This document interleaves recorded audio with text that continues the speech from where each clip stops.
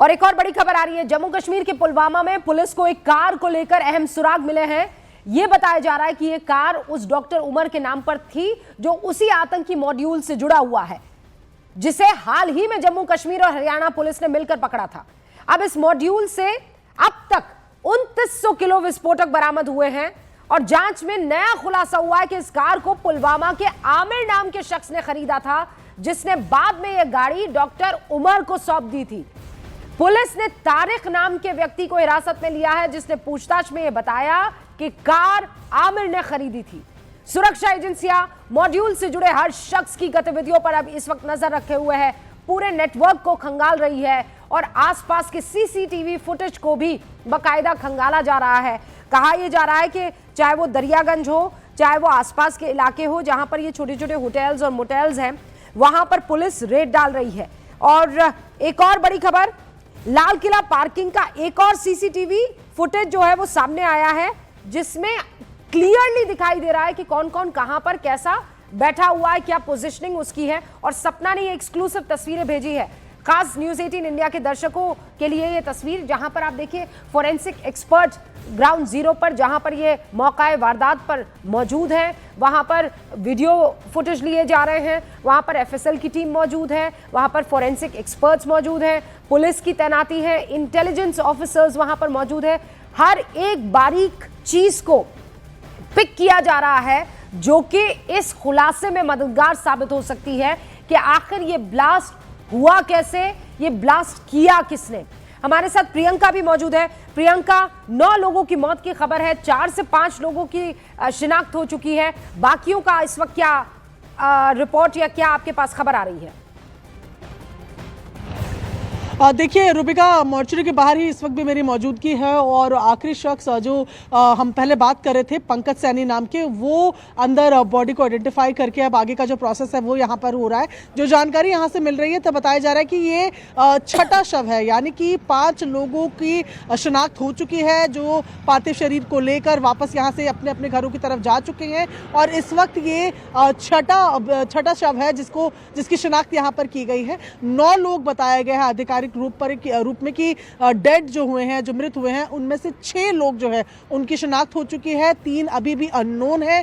यहाँ पर फिलहाल जहां हमारी मौजूदगी है, ये हिस्सा जो है ये एलएनजेपी अस्पताल के मुख्य अस्पताल से थोड़ा दूर है, पीछे की तरफ यहाँ पर यह है। और यहाँ पर फिलहाल आपको नजर आएगा कि गेट जो है मॉर्चरी की वो बंद है, क्योंकि केवल वही लोग जिनके परिवारजन है, जिनको अंदर जाना है, केवल उनको ही यहाँ पर अलाउ किया जा रहा है, बाकी तमाम लोग बाहर है। अब यहाँ पर खबर ये भी आ रही है कि एक मामला ऐसा भी रूबिका सामने आ रहा है जहां एक ही परिवार के 2 लोग कजन्स जो थे वो यहाँ दिल्ली आए हुए थे, कोई बिजनेस वो करते थे यूपी में कॉस्मेटिक का, और उसके लिए कुछ सामान लेने के लिए यहाँ पर आए थे। और उसके बाद एक शख्स की, नौमान नाम का शख्स जो है उसकी मौत बताई जा रही है। अमन नाम का जो उसका भाई है वो गंभीर रूप से घायल बताया जा रहा है। और फिलहाल परिवार वाले जो हैं, जिनको खास तौर पर जो हम लगातार बता रहे हैं कि जिनसे बातचीत नहीं हो पा रही है, जो कल से जिनके फोन्स पर रिंग जाई जा रही है, वो परिवार वाले जो है कभी एलएनजेपी अस्पताल, कभी मॉर्चरी, इधर से उधर फिलहाल अपनों के ठिकाने ढूंढते हुए नजर आ रहे हैं। जाहिर तौर पर मॉर्चरी के बाहर की बात की जाए या अस्पताल के बाहर इमरजेंसी गेट के बाहर की बात की जाए, जो भी परिवारजन आ रहे हैं, जाहिर है इन हालातों में बेहद टूटे हुए हैं, रोते बिलखते नजर आ रहे हैं। और फिलहाल एक स्मूथ पैसेज की डिमांड भी प्रशासन से कर रहे हैं, ताकि समय पर उन्हें जो सुविधाएं हैं, जैसे सुबह जब हम यहाँ पर आए थे तो प्राइवेट एम्बुलेंसेस को लेकर लोग शिकायत कर रहे थे कि प्राइवेट एम्बुलेंसेस जो है वो 30-30 हज़ार रुपए घर तक शव को पहुंचाने की मांग कर रही है। ऐसे में फिर यहाँ से उनको एम्बुलेंसेस प्रोवाइड की गई थी। हालांकि फिलहाल यहाँ पर इस तरीके की कोई दिक्कत नजर नहीं आ रही है, लेकिन फिलहाल इंतजार है और लोगों का और परिवारों का यहाँ पर, क्योंकि अभी भी 6 के बाद भी 3 ऐसे शव हैं जिनकी शिनाख्त नहीं हो पाई है। ये लोग कौन थे, इनके परिवार वाले कहाँ हैं, क्योंकि बॉडीज के साथ कोई आइडेंटिटी कार्ड नहीं मिला है, कोई आधार या कोई और आइडेंटिफिकेशन मार्क नहीं मिला है, जिसकी वजह से फिलहाल उन परिवारों का इंतजार किया जा रहा है। रूबिका, ठीक है प्रियंका, आपका रुख करेंगे, लेकिन दिल्ली में कार में धमाके के बाद देश भर में कई हिस्सों पर हाई अलर्ट जारी कर दिया गया है। यह इस वक्त की बड़ी खबर आपको बता देती हूं। हर तरफ सुरक्षा चाक चौबंद कर दी गई है, सुरक्षा बल लगातार निगरानी रखे हुए हैं, गाड़ियों की चेकिंग की जा रही है, जगह जगह पर गाड़ियों की चेकिंग हो रही है, हर संदिग्ध गतिविधि पर कड़ी नजर रखी जा रही है। और आपको ये भी सूचना मैं दे देना चाहती हूं कि चाहे वो सूरत हो, नागपुर हो, नोएडा हो, सुल्तानपुर हो, दुर्ग हो, फरीदाबाद हो, अयोध्या हो, सहारनपुर हो, उज्जैन हो, सब जगह की तस्वीरें, आगरा हो, आपको दिखाई दे रही है। जहां जहां बैरिकेड्स लगे हुए हैं, आप भी पुलिस का पूरा सहयोग कीजिएगा, गाड़ी रोककर पूरी चेकिंग करवाइएगा। और अगर आपको किसी तरह की कोई संदिग्ध गतिविधि नजर आती है, कोई संदिग्ध चीज अगर आपको दिखाई देती है, तो फौरन पुलिस को संपर्क कीजिएगा, क्योंकि इस वक्त दिल्ली में जो धमाका हुआ है उसका हाहाकार मचा हुआ है। पूरे देश में हाई अलर्ट है। और ये धमाका क्यों हुआ, किसने किया, किस विस्फोटक से हुआ है, और वो ऐसे दिन हुआ, एक तो बिहार में चुनाव, ठीक है, और दूसरा अलग अलग इलाकों पर सीजर हो रहे थे, यानी रेड डाली जा रही थी। और ये कश्मीर से लेकर आप यहां हरियाणा फरीदाबाद तक पहुंच जाइए, दिल्ली के कई इलाकों को आप ले लीजिए, लगभग 2900 किलो विस्फोटक बरामद हुआ। 2900 किलो। फरीदाबाद के फतेहपुर तगा और धौज गांव से ये सामान मिला। पुलिस को यहां से 20 टाइमर मिले हैं, वॉकी टॉकी मिली है, असॉल्ट राइफल्स मिली है, फरीदाबाद के फतेहपुर तगा और धौज गांव में। फिर आप आगे की तरफ आइए, ये जो मकान था जहां से ये सब कुछ मिला है वो एक मौलाना के नाम पर था, जिसे हिरासत में ले लिया गया है, पूछताछ चल रही है। फिर फतेहपुर तगा गांव से 2563 किलो संदिग्ध विस्फोटक बरामद हुआ, इकलौता, मतलब इन टोटल तो 2900 किलो विस्फोटक, लेकिन इकलौता तगा गांव से, ये फतेहपुर तगा गांव जो है, यहां से 2563 किलो विस्फोटक बरामद हुआ है। पुलिस को इतना बारूद मिला कि उसे भरने में ट्रक का इस्तेमाल करना पड़ गया था, इतना। आरोपी डॉक्टर का नाम डॉक्टर मुजम्मिल शकील है। वो फरीदाबाद की एक यूनिवर्सिटी में मेडिकल टीचर है। इससे पहले वो यूपी के सहारनपुर में डॉक्टर आदिल अहमद डार को इससे पहले पकड़ा गया था। दोनों कश्मीरी डॉक्टर एक बड़े आतंकी नेटवर्क से जुड़े हुए बताए जा रहे हैं। ये जानकारी अब तक एक अलग तरह का जो जिसे कहते हैं वहां पर लगातार रेड डाली जा रही थी, ये अलग इलाके का है। और फिर आप आ जाइए दिल्ली, जहां पर ये ब्लास्ट होता है। लाल किले की पार्किंग में I-20 एक गाड़ी, जिसकी तस्वीर आप स्क्रीन पर देख रहे हैं, वो लगभग 3-3.5 घंटे तक खड़ी रहती है। एंट्री 3 बजे के आसपास होती है, एग्जिट 6 बजे के आसपास, और एक रेड लाइट के पास गेट नंबर 1 बताया जाता है, जहां पर चलती गाड़ी में ब्लास्ट हो जाता है। उस गाड़ी में 3 लोग मौजूद थे। हमारे साथ दीपक बिष्ट मौजूद है। दीपक, ये 3 लोगों का क्या हुआ? 9 लोगों की मौत बताई जा रही है, 6 लोगों की शिनाख्त हो चुकी है, 3 का अभी तक अता पता नहीं, और गाड़ी में बताया जा रहा है 3 लोग मौजूद थे। दीपक, देखिए बिल्कुल बिल्कुल रूबिका, देखिए इसी लिए हम कल से लगातार कह रहे हैं कि गाड़ी के अंदर जो लोग होंगे उनका पता लगाया जाना बहुत जरूरी है, क्योंकि हाई रेजोल्यूशन कैमरास जो हैं सीसीटीवी के वहाँ पर मौके पर मौजूद है जिस जगह पर ब्लास्ट हुआ था, और उस जगह की उस फुटेज के आधार पर पुलिस ये पता लगा रही है कि क्या ये फुटेज जो काफ़ी हद तक पुलिस को सपोर्ट भी करेगा, क्योंकि पार्किंग के अंदर बैठे हुए लोग और जो सीसीटीवी हाई रेजोल्यूशन कैमरे के फुटेज को मिलान करने के बाद ये देखा जा रहा है कि जो घायल है क्या वो मिलान करते हैं, मिलने के एक दूसरे से मिलते हैं या नहीं, क्योंकि अभी तक 3 लोगों की आइडेंटिफिकेशन नहीं हो पाई है, या फिर हो सकता है कि ये उसी गाड़ी के अंदर थे या नहीं थे, ये भी पता लगाया जाना जरूरी है। क्योंकि पुलिस का कहना है, सूत्रों का कहना है कि यहाँ पर वो हर उस एंगल को देख रहे हैं, क्योंकि पहले ही ये कहा जा चुका है कि अमोनियम नाइट्रेट और उसके साथ हो सकता है डेटोनेटर या फिर कुछ चीज़ें ऐसी जो उसमें पूरी तरह से जुड़ सकती हैं, क्योंकि धमाका जिस तरह का था उसके बाद जो ह्यूमन बॉडी के संपर्क में है, जरा डिटेल बताइए ना। ये जो इस वक्त इन्वेस्टिगेशन हो रही है, इसमें बकायदा पुलिस की टीम बनाई गई है, सबको अलग अलग जिम्मेदारियां सौंपी गई है, क्या सूचना आपके पास आ रही है?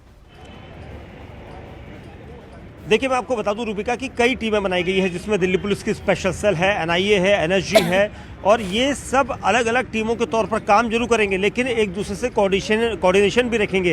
हालांकि दिल्ली पुलिस की स्पेशल सेल बम धमाकों के कई ऐसे दिल्ली में हुए मामलों की जांच करते हुए आई है, तो वो अपने मुखबिर नेटवर्क को यहाँ पर अलर्ट कर चुकी है। देर रात ही कई जगह पर टीमों को भेजा गया था, कई टीमों को अलग अलग बांटा गया है, जिसमें से किसी को CCTV कैमरा फुटेज को इकट्ठा करने के लिए कहा गया, किसी को रूट मैप दिए गए हैं कि वो सभी दिल्ली के बॉर्डर, चाहे वो गाजीपुर हो, नजफगढ़ हो, गुड़गांव, फरीदाबाद हो, ये सभी बॉर्डर की लोकेशन को चेक किया जाए।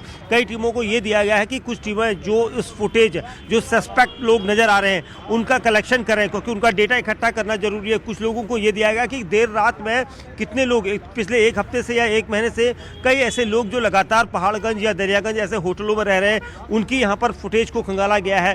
कई चीज़ों को, जो पार्किंग में जिस तरह से लगातार 2.5 से 3 घंटे यहाँ पर गाड़ी के अंदर कौन कौन लोग आए थे, कितने लोग थे, कोई नई गाड़ी बाहर से आई थी, 2 गाड़ियाँ जो I-20 के आसपास की गाड़ियाँ थी, वो गाड़ी में कौन लोग बैठे हुए थे। तो ये सारी चीज़ें जो है इस वक्त डाइवर्ट की गई हैं, बांटी गई हैं, और सबको ये एक टास्क दिया गया है कि कुछ घंटों में ही इन चीज़ों का पूरा पता लगाया जा सके, ताकि जल्द से जल्द इन्वेस्टिगेशन में जो भी इस पूरे केस के जो एक्यूज हैं, जो आरोपी हैं, वो उस तक हालांकि पहुंचा जा सके। लेकिन सबसे अहम चीज़ यही कि जैश का कनेक्शन इसके पीछे जरूर होगा। ये एक दिन पहले हम बता चुके हैं, क्योंकि जिस तरह से धमाका हुआ है, जैश का ये तरीका है, ये पैटर्न उन्हीं का होता है कि गाड़ी में धमाके करवाना। और यहाँ पर भी इन्वेस्टिगेशन टीमें उसी तरफ, दिशा की तरफ देख रही है। इसलिए J&K पुलिस और फरीदाबाद पुलिस से संपर्क किया गया है, सारी डिटेल ली गई है। जहाँ जहाँ से अमोनियम नाइट्रेट फरीदाबाद में बरामद हुआ है, वहाँ पर दिल्ली पुलिस की स्पेशल सेल और दूसरी टीमें जा सकती हैं। क्राइम ब्रांच की टीमों को अलग टास्क दिया गया है। लोकल इनपुट जो यहाँ पर है, उनको यहाँ पर अलर्ट रखा गया है। जहाँ भी भीड़ भरे बाजार हैं, वहाँ पर अलर्ट कराया गया है सारी मार्केट को, कि ताकि कहीं पर भी ऐसी चीज दोबारा ना हो, इसको लेकर अलर्ट किया। दिल्ली ब्लास्ट के फरीदाबाद आतंकी मॉड्यूल से जो तार जुड़ रहे हैं, जिसका जिक्र बार बार दीपक कर रहे हैं, उसमें कुछ और अपडेट है। फरीदाबाद आतंकी मॉड्यूल से 1 से ज्यादा ग्रुप एक्टिव है। फरीदाबाद आतंकी मॉड्यूल से दूसरे ग्रुप ने ब्लास्ट किया है, ये सूत्र बता रहे हैं। मॉड्यूल के खुलासे के बाद दूसरे ग्रुप ने ब्लास्ट किया है। मतलब एक मॉड्यूल तो ये था जिसमें 2900 किलो विस्फोटक बरामद हुआ, तो जो करना चाह रहे थे, वो जो उनका मंसूबा था, उसको वहीं पर रोक दिया गया।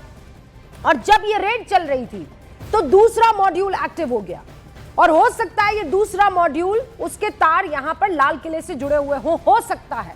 फिर कह रहे हैं अभी जांच का हम भी इंतजार कर रहे हैं। दीपक, यानी जो भी एक्शन, जो पूछ मरोड़ी जा रही थी, जो भी एक्शन हो रहा था, उसने दूसरे मॉड्यूल को एक्टिव किया, और उसके बाद ये तस्वीर। देखिए रूबिका, बिल्कुल एक दिन पहले से हम लगातार यही कह रहे हैं, क्योंकि फरीदाबाद में जब हम एक दिन पहले रिपोर्टिंग कर रहे थे, वहाँ पर दिखा रहे थे कि कितना अमोनियम नाइट्रेट वहाँ पर बरामद हुआ है। तो और 20 वहाँ पर टाइमर्स बरामद हुए थे, कई वॉकी टॉकी बरामद हुई थी। 20 टाइमर्स का मतलब था कि 20 बड़े धमाके करने का प्लानिंग, ऐसे बॉम्ब तैयार किए जा सकते थे। तो कहीं ना कहीं इसके पीछे, क्योंकि 7 लोगों की गिरफ्तारी हुई थी, जिसमें से डॉक्टर आदिल और डॉक्टर मुजम्मिल भी थे, और कई ऐसे लोग फरार थे इस नेटवर्क से जुड़े हुए, जिन लोगों की तलाश की जा रही थी।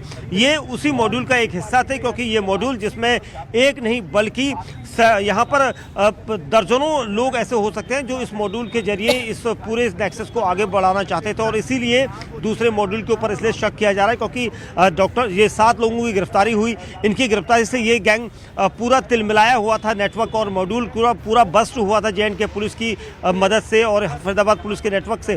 तो यहाँ पर ये माना जा सकता है कि दूसरे जो लोग इस नेटवर्क से जुड़े हुए थे, जो दूसरे इस मॉड्यूल से जुड़े हुए थे, दूसरा जो ग्रुप था वो एक्टिव हो गया था, उसने अचानक तिल मिलाकर ये जो आप जिन सूत्रों के संपर्क में हैं, एक और खबर आ रही है उन्हीं सूत्रों की तरफ से कि 13 लोगों से पुलिस इस वक्त पूछताछ कर रही है। 13 संदिग्ध लोगों को इस वक्त पुलिस ने हिरासत में ले लिया है। शक के दायरे में लेकर इनसे पूछताछ हो रही है। 200 पुलिस कर्मियों ने सीसीटीवी फुटेज, अभी बता रहे थे हमको दीपक, पुलिस सूत्रों के मुताबिक बदरपुर बॉर्डर से लेकर लाल किले की सुनहरी मस्जिद की पार्किंग तक। फिर सुनिए, बदरपुर का बॉर्डर और वहां से लाल किले की सुनहरी मस्जिद की पार्किंग तक, और आउटर रिंग रोड से कश्मीरी गेट से लाल किले रूट के कई सीसीटीवी कैमरास को इस वक्त खंगाला जा रहा है, बहुत बारीकी से देखा जा रहा है। तकरीबन 200 पुलिस कर्मी हैं जिनको यह काम दिया गया है कि आपको यह फुटेज बहुत इत्मीनान से खंगाली है। कई रूट्स पर चेक किया जा रहा है। दिल्ली धमाके का ये एक के बाद एक जो कनेक्शन आ रहा है, वो इस तरफ इशारा कर रहा है कि हो सकता है 2 अलग अलग मॉड्यूल हो, एक जो पकड़ा गया, दूसरा जो उस पकड़ जाने के वजह से गफलत में आया या फिर एक मैसेज देने की कोशिश की। यतेंद्र हमारे साथ है, प्रियंका कांडपाल हमारे साथ है और सपना शुक्ला भी। यतेंद्र, ये एक मैसेज देने की कोशिश है, क्योंकि आप सुन रहे होंगे विपक्ष में ये आवाज भी अब बुलंद होना शुरू हो चुकी है कि चुनाव के वक्त ही ऐसा कैसे हो जाता है, ये कैसे ब्लास्ट हो जाते हैं। देखिए, बिल्कुल जैसे ही ब्लास्ट की खबर आई थी उसके बाद अपोजिशन की तरफ से कई नेताओं ने, जिसमें संजय सिंह आम आदमी पार्टी से हैं और कांग्रेस की तरफ से उदित राज और बाकी के दूसरे नेताओं ने भी एक के बाद एक ट्वीट करके इस मामले को विवादित बयान जी। मैं कह रही हूं उसमें एक नाम पप्पू यादव का भी जुड़ा हुआ है। देखिए, बिल्कुल पप्पू यादव का भी ट्वीट आया और साफ तौर पर वो मोदी सरकार को निशाने पर साध रहे थे कि जब भी चुनाव आता है या जब भी सरकार को लगता है कि चुनावों में राजनीतिक फायदा उठाया जा सकता है तो इस तरह के बम ब्लास्ट देश में होते हैं और खासकर इन लोगों की तरफ से ये भी कहा गया कि मोदी सरकार में कोई भी सुरक्षित नहीं है, क्योंकि उनकी नाक के नीचे ये बम ब्लास्ट का मामला हुआ। यानी कि रोटी सेकने का काम तुरंत सियासी दलों ने शुरू कर दिया। बाकी जबकि आमतौर पर होता यह है कि जब भी इस तरह की घटनाएं होती है तो संवेदनाएं दिखाई जाती हैं जो लोग पीड़ित होते हैं, जो मृतक होते हैं, उनके परिवारजनों के प्रति, और सरकार के साथ कंधे से कंधा मिलाने की बात आती है कि जो इस घटना के पीछे हैं, जो ब्लास्ट के पीछे, ऐसे लोगों को सबक सिखाने का काम सरकार को करना चाहिए। लेकिन यहाँ पर अब पिछले कुछ समय से राजनीतिक दल उल्टी गंगा बहाते हुए दिखाई दे रहे हैं और जहां सरकार का साथ देने की बात होनी चाहिए वहां उसको घेरने की कोशिश कर रहे हैं। और ये शायद बिहार चुनाव एक बड़ी वजह हो सकती है जिसको लेकर वो लगातार निशाना साध रहे कि कहीं ना कहीं इसका राजनीतिक तौर पर फायदा सरकार को ना मिल जाए, तो उस नाते भी विपक्षी दल इस पर हंगामा करते नजर आ रहे हैं। लेकिन फिलहाल पूरी सरकार, क्योंकि खुद गृह मंत्री अमित शाह घटना स्थल पर तुरंत पहुंचे, उन्होंने पीड़ितों से भी बात की हॉस्पिटल में जाकर और सुरक्षा एजेंसियों के प्रमुखों से भी उन्होंने तुरंत बातचीत की। और अब सुबह यानी कि अब से कुछ देर के बाद एक महत्वपूर्ण बैठक गृह मंत्री अमित शाह के साथ होने वाली है, जहां पर जो कड़ियां, बार बार जिन कड़ियों की बात कर रहे हैं, जो एक से एक जुड़ती हुई नजर आ रही हैं, जो संदिग्धों के जो सीसीटीवी फुटेज मिले हैं और पुलवामा से जो तार जुड़े होने का जो एंगल लगातार मिल रहे हैं, उन सभी को ब्रीफ किया जाएगा सुरक्षा एजेंसियों के प्रमुखों के साथ, क्योंकि सारी एजेंसियां अलग अलग काम कर रही है। लेकिन क्योंकि बहुत कुछ उससे भी क्लियर होगा। इस वक्त मेरे दाएं और बाएं तरफ आप चार तस्वीरें देख रहे हैं और ये चारों तस्वीर ये बता रही है कि कैसे हाई अलर्ट पर इस वक्त पूरा देश है। देश के कई महत्वपूर्ण इलाके हैं, चाहे वो सूरत हो, चाहे वो नागपुर हो, चाहे वो आगरा हो, उज्जैन हो, सुल्तानपुर, दुर्ग, अयोध्या या फरीदाबाद हो, जितने भी बड़े सेंसिटिव इलाके हैं वहां पर चेकिंग जोरों शोरों से चल रही है। एक्स्ट्रा जो है सिक्योरिटी वहां पर तैनात कर दी गई है, हाई अलर्ट पर रख दिया गया है। काशी विश्वनाथ का मंदिर हो या फिर वो मथुरा और काशी का मंदिर हो या वो अयोध्या हो, जितनी भी बड़े इलाके हैं, तीर्थ स्थल है, उन सब पर भी हाई अलर्ट इस वक्त घोषित कर दिया गया है।